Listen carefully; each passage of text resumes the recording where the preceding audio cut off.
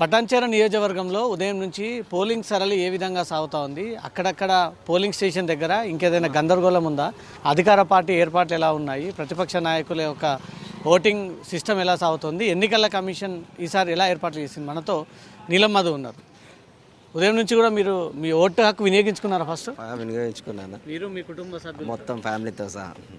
Okay, ఎలా ఉంది మీ area మొత్తం 5 మున్సిపాలిటీలో? 5 మున్సిపాలిటీలో మేజర్గా ఇస్నాపూర్ మున్సిపాలిటీ ఇక్కడ కాంగ్రెస్ జెండా ఎగరేస్తుంది. మిగతా దగ్గర కూడా అంతా కూడా ఇంకా ఓటర్లీ సరళి కూడా కాంగ్రెస్ వైపు నడుస్తుంది. ప్రజలందరూ కూడా ఇక్కడ రాష్ట్రంలో ప్రభుత్వం ఉంది, రాష్ట్ర ప్రభుత్వంలో ఉన్న వాళ్ళకే ఓట్లు వేస్తే మా అభివృద్ధి ఇంకా ముందుకు పోతుంది. ఎందుకంటే గ్రామాలలో మున్సిపాలిటీలు కొత్తగా 5 మున్సిపాలిటీలు అని ప్రతి దగ్గర కూడా సమస్యలు ఉన్నాయి. గతంలో బీఆర్ఎస్ ఉన్నప్పుడు సమస్యలు తీరలేవు. ఇప్పుడు కాంగ్రెస్ ప్రభుత్వం ఉంది కాబట్టి ముఖ్యమంత్రి వర్యులు ఉన్నారు. మేము చేతి గుర్తు అభ్యర్థులకు వేస్తే గెలిపిస్తామని చెప్తారు, అభివృద్ధిని ముందుకు తీసుకుపోతామని చెప్తారు రేవంత్ రెడ్డి నాయకత్వాన్ని. అప్పుడే రిజల్ట్ కూడా చెప్పేస్తుంది నీలం మధు. అంతే మరి వస్తాయి కాబట్టి చెప్తున్నాను. మేజర్గా ఎవరైనా పబ్లిక్ మూడ్ అంతా ఏముంటుందో రాష్ట్రాల్లో అధికారం ఉంది, అధికార పార్టీకి వేయాలి ఓటు అని అనుకుంటారు. అంటే మీ కాన్స్టిట్యున్సీ వదిలేస్తే కొంచెం రాష్ట్ర వ్యాప్తంగా కాంగ్రెస్కి వ్యతిరేకత ఉంది కదా? లేదు, అంత పాజిటివ్ ఉంటుంది. మీరు చూడవచ్చు, జూబ్లీస్లో కూడా అట్లనే అన్నారు. జూబ్లీస్లో కూడా ఎమ్మెల్యే గెలిచినాం, మొన్న గతంలో స్థానిక సంస్థలో గెలిచినాం. ఇప్పుడు కూడా మేమే జెండా ఎగరేస్తాం మున్సిపాలిటీలలో కూడా. 5 మున్సిపాలిటీలు ఉన్నాయా మీ పటాన్చెరులో? 5 ఉన్నాయి. 5లో 5 ఎగరేస్తారు. ఎగరేస్తాం మ్యాక్సిమం. మేయర్ మొత్తం అంతేనా? అంతే.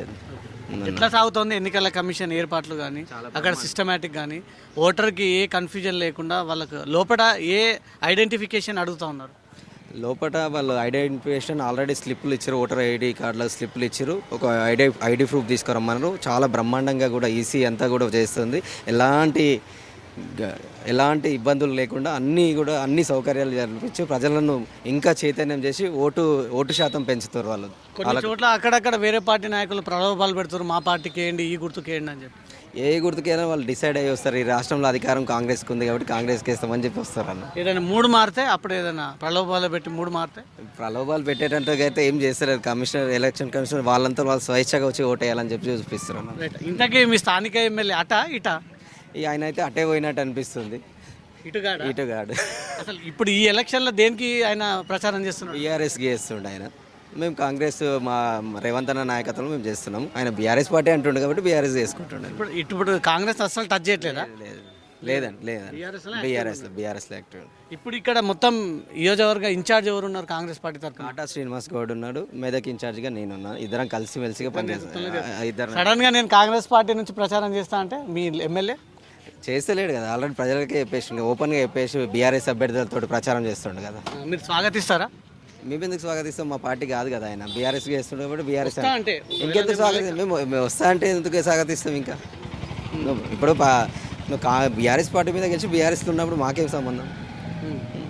కానీ టికెట్ తీసుకొని ఎన్నికలకు పోయింది కాంగ్రెస్ మీదేమో కదా? లేదండి, బీఆర్ఎస్ మీద.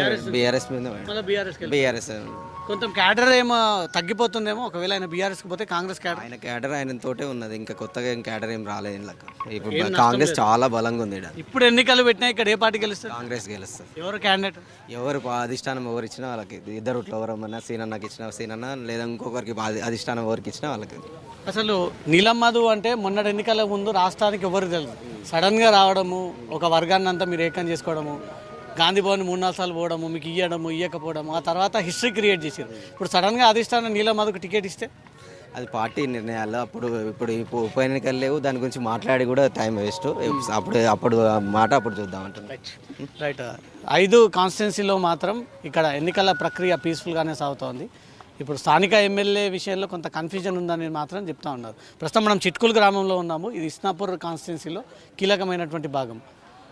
ఈ ఏరియాలో ఇప్పటికీ 2 పార్టీల నాయకులందరూ కూడా ఇక్కడికి చేరుకొని వాళ్ళు ఓటర్ ఎటువైపుగా వెళ్ళాలి వేయాలి అనే దానిపై. మీరు బీఆర్ఎస్ తరఫున?